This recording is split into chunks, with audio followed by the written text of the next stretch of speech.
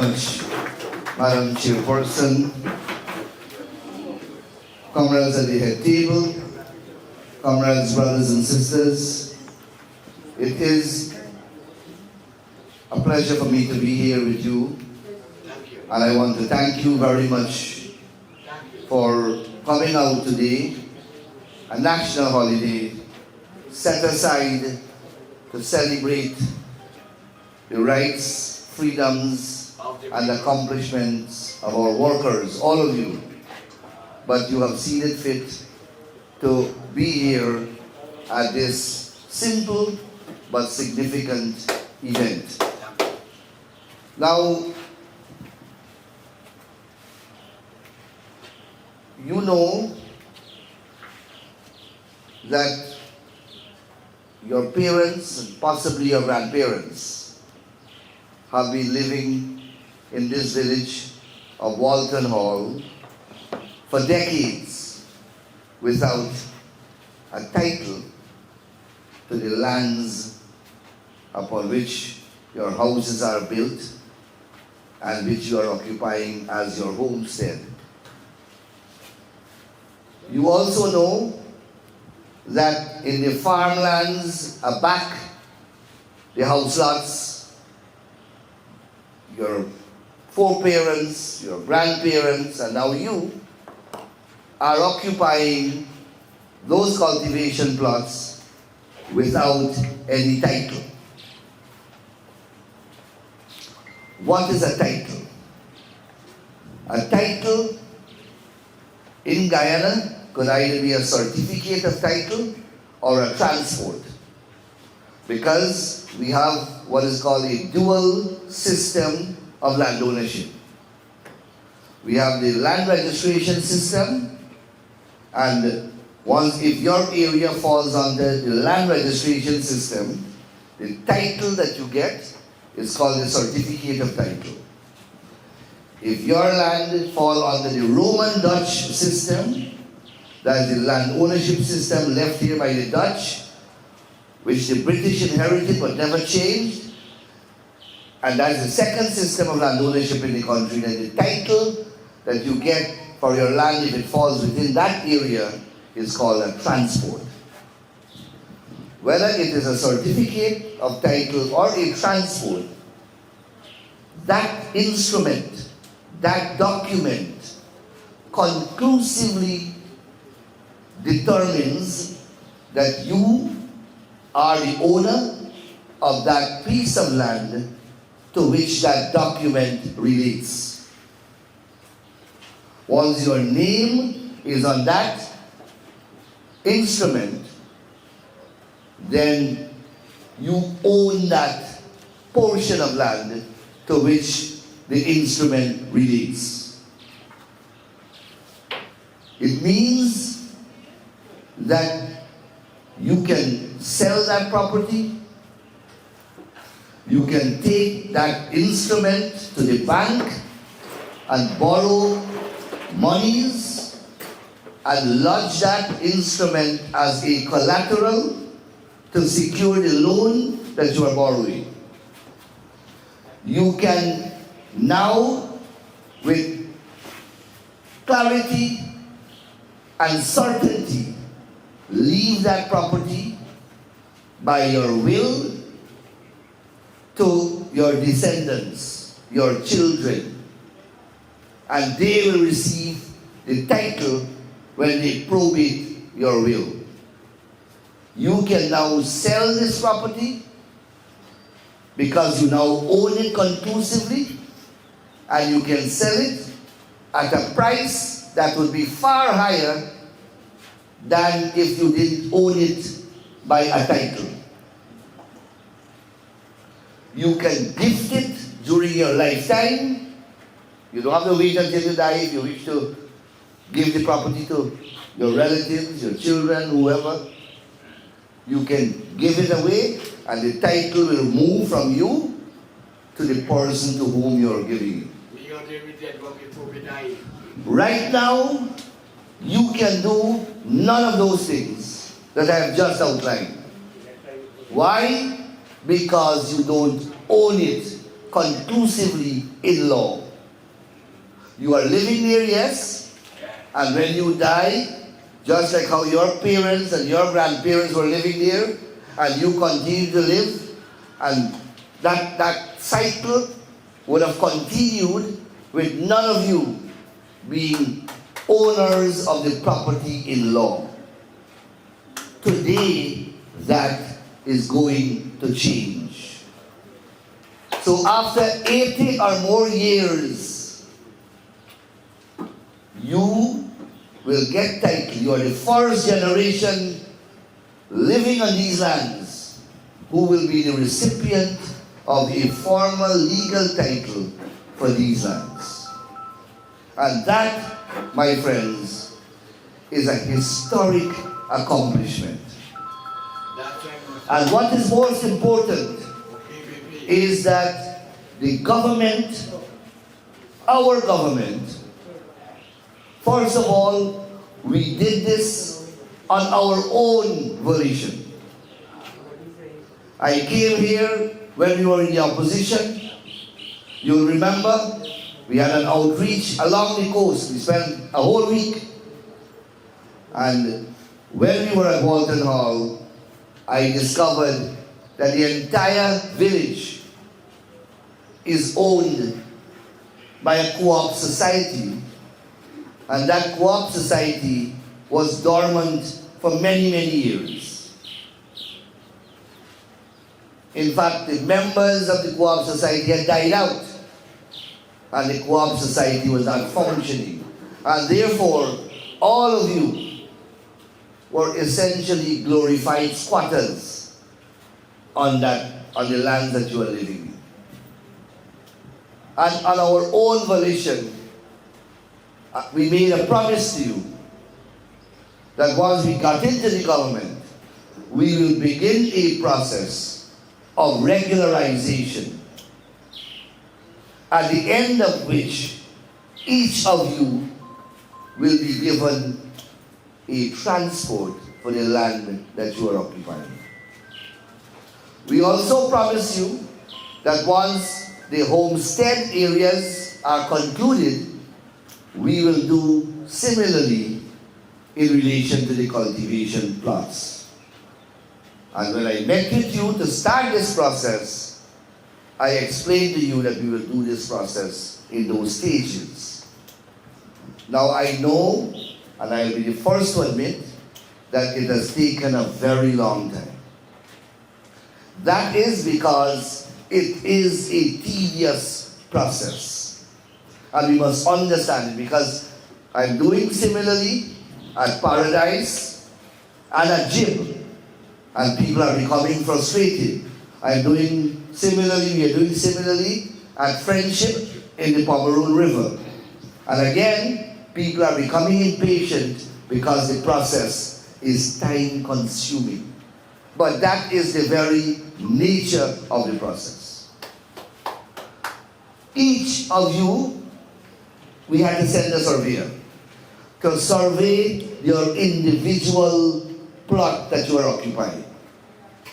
I had explained to you when I started this process that it may involve you adjusting your fence or fences, moving a bridge, so that we don't have encumbrances.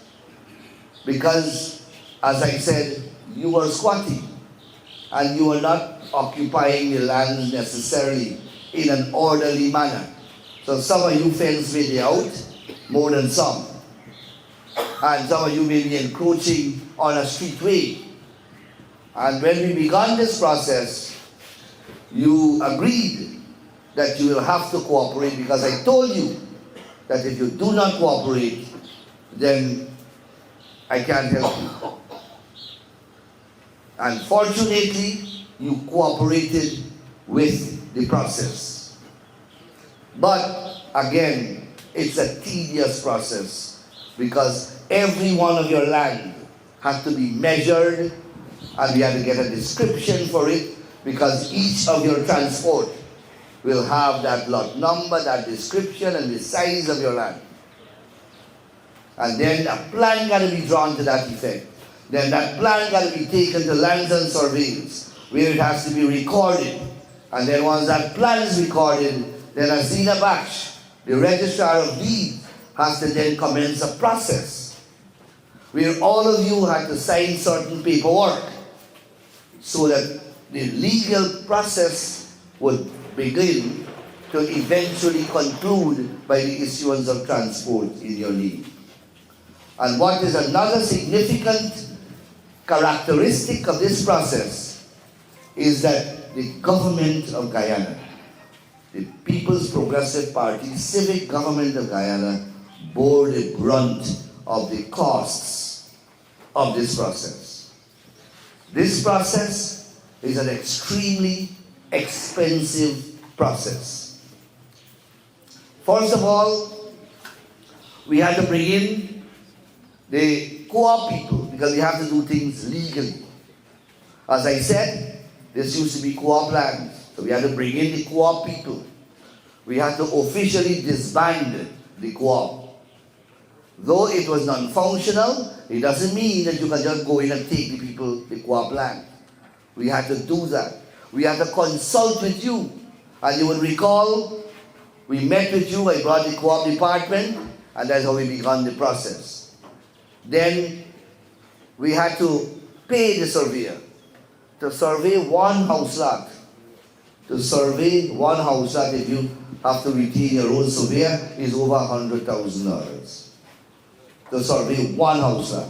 We surveyed the entire village. So count how much money we had to pay. Then the process that Azina Baksh and the deeds registry had to engage so that you can get title. Tens of thousands of dollars that would have cost it. We had to get valuation for each of your property. If you had to go to get a valuation, you had to pay about $10,000 to $15,000 each for a valuation, so that we can put a value on your property, because that is the requirement by law.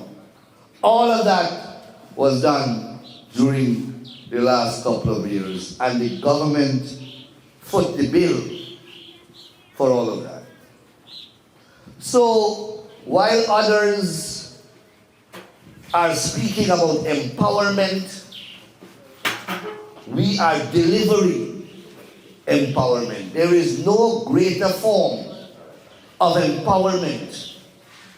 There is no greater way of empowering a people than to give them legal ownership for lands that they are occupying.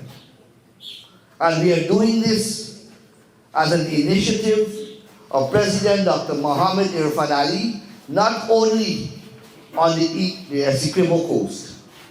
We are doing it in Region 6.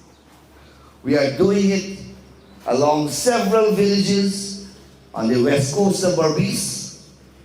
We are doing it on several villages along the east coast of Demerara, and we have already completed a number of villages on the west coast of Demerara. And in these villages, people have been occupying. Afro-Guyanese have been occupying lands since the abolition of slavery without titles. And today, we are delivering titles to them. Indo-Guyanese have been occupying these lands since indentureship was abolished. Today, we are delivering titles to these communities. So, as I said, this is a historic occasion. And this, my friends, as I said, no governments don't normally do these things. Governments build roads. Government build hospitals, build schools. And we are doing all of that. Build wharves. Government doing all of that. But these initiatives here are not normally done by government. And you can check that anywhere in the world. It takes a government that has a particular type of conscience and social care that will come down in the communities to this level and do the types of initiatives like this that we are doing. If you check across the Caribbean or elsewhere, you would hardly have government going into a community and expend its own resources to bring, regularize and give you titles. And that is the type of work that our government is doing. Today, we are here on a public holiday. I could have come here tomorrow. We could have come here on any working day and just take a day off and spend it on the Essequibo Coast. We have, all you see here, all these people. These people have families too. Today is a day they were supposed to be with their families. But we took the day to be here with you, and that these are things that I'm drawing to your attention, not because I want you to praise us. We don't need that. But it is to remind you of things that sometimes we take for granted. We take for granted. And these things occur because you have a government in place that cares. And sometimes even that we take for granted.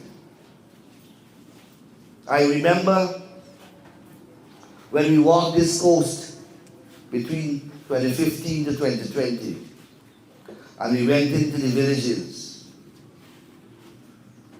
when a lot of people voted for the AFC. Nagamotu had come here and promised $9,000 a bag for paddy. The farmers get excited, and they voted. And what happened after that? What happened after that? $9 again. I don't even think they get $9 because they sell the paddy to Panama and they never get paid. They send paddy to Venezuela, and then Granger said that Venezuela is a monkey on our back, and they terminated the agreement. Remember all of that? Bankrupting millers on this coast. I'm a lawyer, I had people coming to me, millers, rich people, large rice farmers. They're up to their bed, they mortgaged to the bank. Up to the bed that they were sleeping on. And they had no money to pay those mortgages. None. I don't want to call people names, but you know some of them. They became bankrupt. And when they became bankrupt, it's your party that they take. Them not plant. Them took your party. So when them they get paid, you don't get paid. And that's the domino effect. And that's why when we came here, we met with families who couldn't send their children to school, who couldn't pay their light bill. Remember, people were committing suicide. Fathers were crying to us and telling us that they can't perform their duties as a father for their children. A man hanged himself because GPL come and cut off his light. His daughter can't study for his exam. Those were the stories. And that was only a couple years ago that we walked this coast and we documented. And that is why most of you are farmers, rice farmers. And when you have problems, and you have problems, and we will never guarantee you or promise you solutions to all your problems. We have never done that. We have never made a promise to you that we cannot deliver. I could come here and I could promise you that the people at Jim could get a transport before elections. But I would be lying, and I would not do that. I could easily do that. Like how they promised you $9,000 a bag for paddy. We will never do that. What we will promise you that we will work every single day to address the problems. And you see who come to address the problems. Not our Director General of Agriculture alone. The President himself was here. He met with the rice farmers. He brought the millers. He worked out an arrangement for there to be an expeditious delivery system for your paddy at the mills, because your paddy was spoiling, because the mill can't take off enough paddy to mill. We addressed that problem frontally. The Vice President came and spent about 2 days to address your problems. Our Agriculture Minister and all the ministers of our government, wherever I go from Charity to Cromwell Creek, from Barima to Lethem or Shelton, I ask people, because it's still fresh in our minds and we have to take advantage of this freshness. I ask people from 2015 to 2020, and I will ask you now, I ask people, how many ministers, if any, during that period, visited this village? Tell me, anyone? None. And I will ask you, I will go to Devonshire Castle, I'm going to Hampton Court just now, I'm going to Pomona just now, and I will ask them and the answer will be the same. If I go to Dartmouth, where they voted for them resoundingly, they will tell me one minister must be. One minister. Now, how many ministers visited Walton Hall from 2020 to now? You can't even count how many ministers. Right? No. We have been here from 2020 non-stop. And I could say that without even verifying it with you. Because these decisions are made where I sit. So I know how many ministers come on the Essequibo Coast and how many visit. We all know that. They are centrally planned. And that is the difference. That is the difference. And that is why persons like him, who lives in his own reality, we got to sober him and get him to talk sense. Right? Get him to talk sense. Because all of you sit here and you know what I'm speaking about. But he had some early morning entertainment. No, because everybody listen when they Right? on the road, they start that. So, People start breaking. my friends, today is a very important day in the history of this community. These communities got great history. A lot of people don't know the militancy of these communities under the indentureship system. One of the first rebellion under the indentureship system took place right here, Walton Hall and Devonshire Castle. Many persons died. This is long before Edmore Martyrs, long before Councillor Cleonora. And today, we are celebrating the legacy of those people because they were the original occupants of these villages. They started to occupy these villages with the logies. And today, you are getting titles, drawing from their occupation nearly 180 years ago. And that is why today is a moment of great historic significance. Now we have a number of transports that we will hand over today, and we have a number of documents that are being currently processed for issuance of transports eventually. But there are also a large number of persons who have not come forward